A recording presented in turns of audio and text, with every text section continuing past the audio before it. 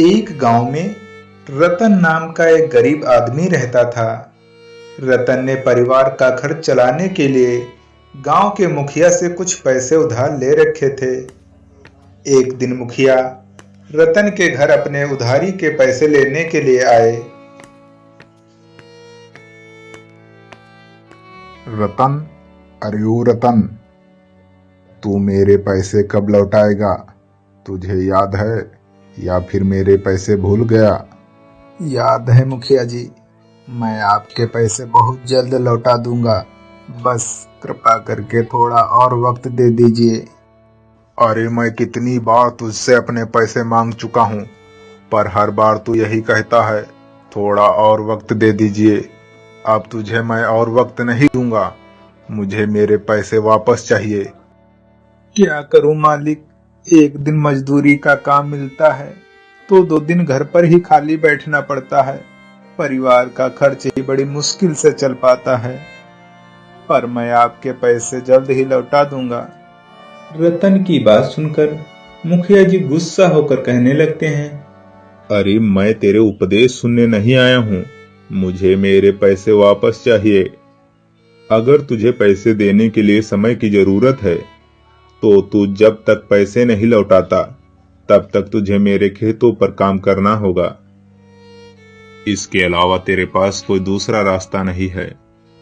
इतना कहकर मुखिया जी वहां से चले जाते हैं।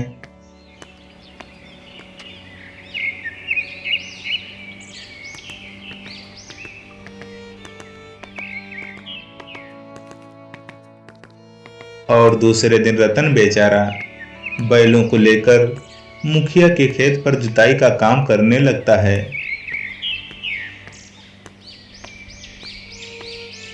रतन जुताई का काम कर रहा था, तभी उसका हल किसी वस्तु से टकरा जाता है और बैल तुरंत रुक जाते हैं।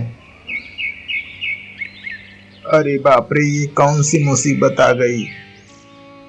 रतन हल के पास की मिट्टी को हटाता है तो उसे जमीन में एक घड़ा दिखाई देता है।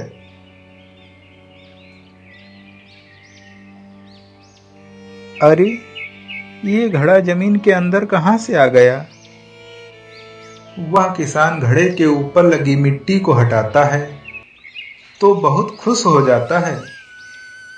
अरे बाप रे, इसमें तो सब सोने के सिक्के ही सिक्के भरे पड़े हैं। अब तो मेरी बंद किस्मत भी खुल जाएगी और मैं अपनी जिंदगी आराम से बिता पाऊंगा।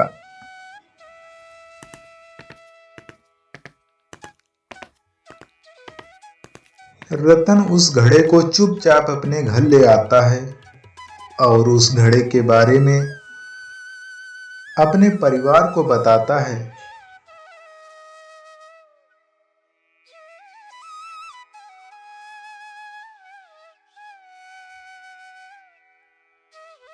तो उसके पूरे परिवार में खुशी की लहर दौड़ जाती है।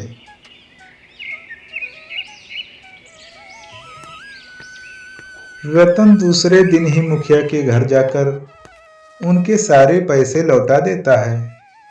मुखिया जी, ये लीजिए अपने पैसे। ठीक है, ठीक है, अब तुम्हें कोई जरूरत नहीं मेरे खेत पर काम करने की। मुखिया जी के पैसे देकर रतन अपने घर लौट आता है और खुशी खुशी जिंदगी जीने लगता है।